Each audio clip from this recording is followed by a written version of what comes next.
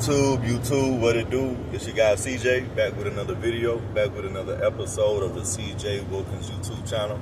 Thank y'all so much for supporting your guy and rocking out with your boy, man. It really means a lot to me.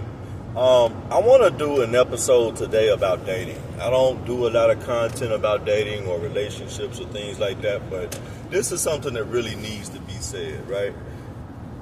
This is for anyone who it applies to. So if it don't apply to you, hey, you don't have to send me the emails or like leave the crazy comments. I appreciate the support if you do, but you don't really have to get triggered by it if I'm not talking to you, right? But let me go ahead and get into it. I'm gonna start off by saying, if you are still attracting the same type of man or woman that you've always complained about, that you have an issue with, like you're attracting this type of individual on scale, right?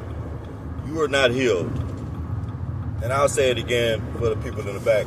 If you are constantly attracting people who are on a quote unquote, and I say quote unquote because people love to say they're healed or think they've done the work, or they always think that it's everybody else that's the problem, right? Everybody else who's toxic is everybody else who's beneath them from like a vibrational standpoint, right? Especially when it comes to dating, right?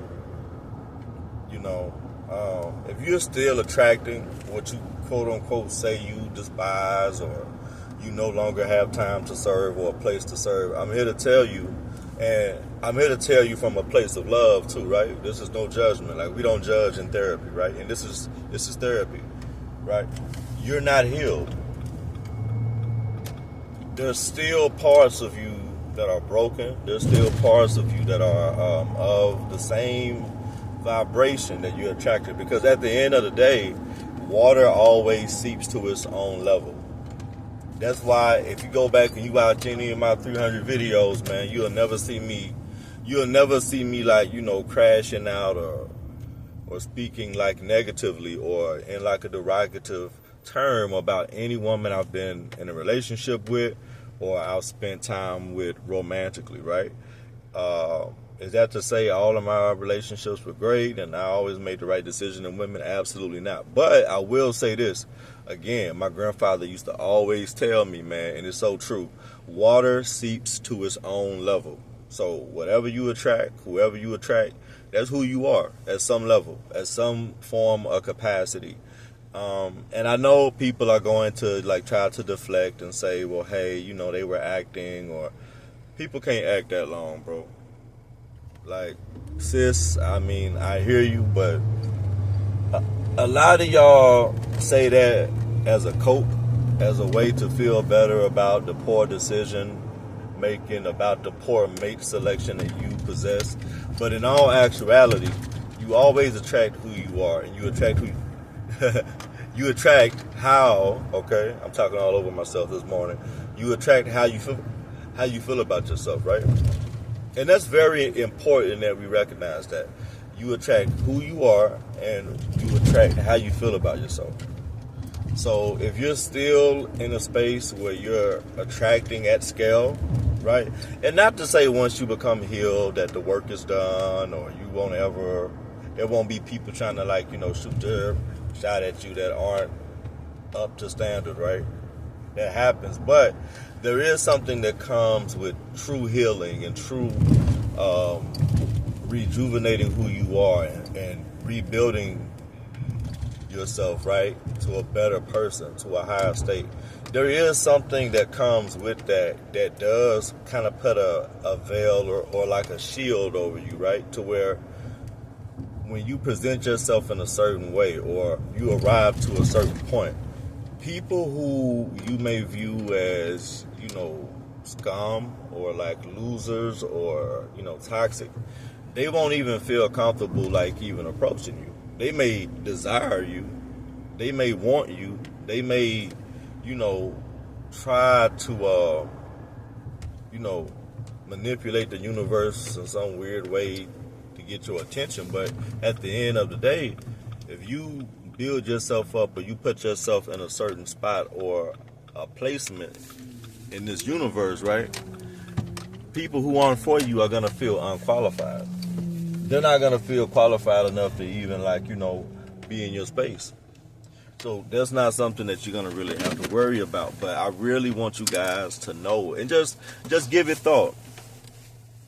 Give it real thought. Like, people who say that, they've done all this work and stuff, and they're at a place of healing, but they continuously find themselves in a space to where they're still attracting the same type of men, the same type of guys who you done TED Talks on Facebook and Instagram and Twitter, and Threads and YouTube about, these type of men or these type of women and things like that. But you're not healed until what you attract is healed also.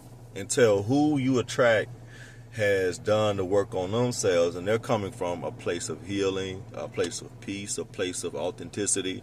Until you're attracting that at scale, you're not healed.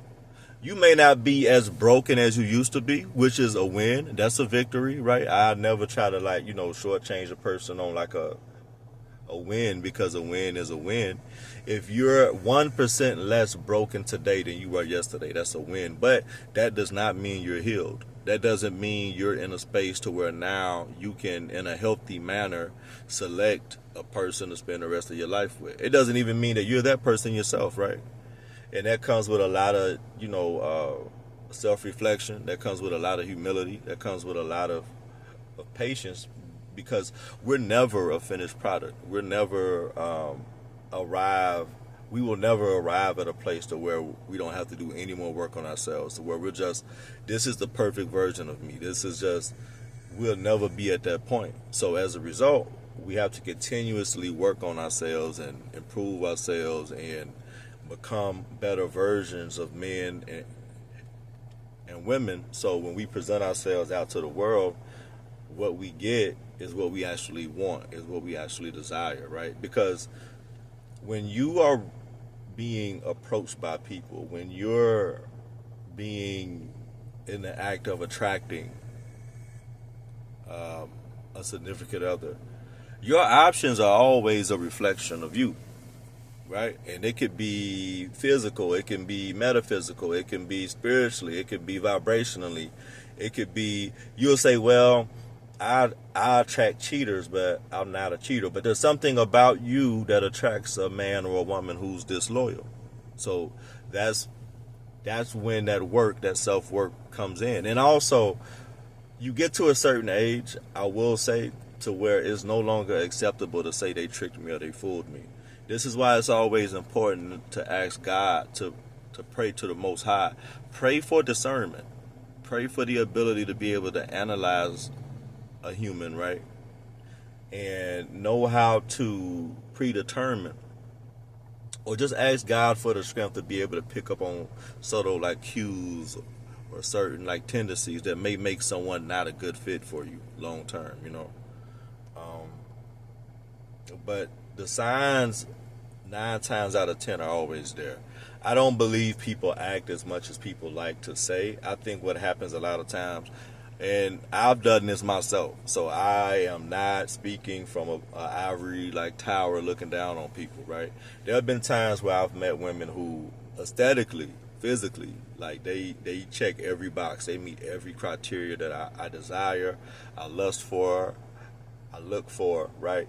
And they missed a lot of those internal qualities that you would want in a spouse or a mate or a significant other, right? But they'll look so damn good, you'll overlook that, right? You'll be like, man, look, I know she may not be this right now, but maybe over time, because she's so pretty, she's so thick, she got this, she got that.